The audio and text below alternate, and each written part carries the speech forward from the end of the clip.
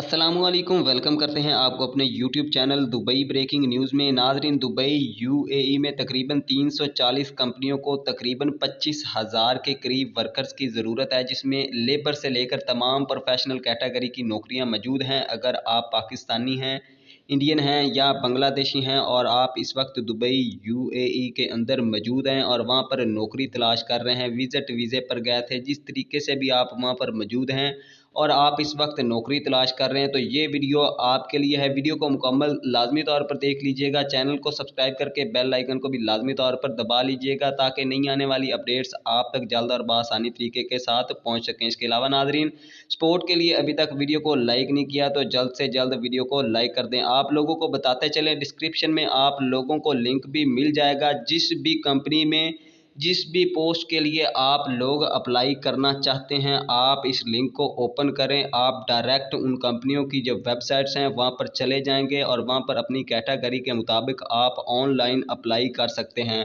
उम्मीद करते हैं आप लोगों को ये वीडियो पसंद आई होगी। मिलते हैं नेक्स्ट वीडियो में, तब तक के लिए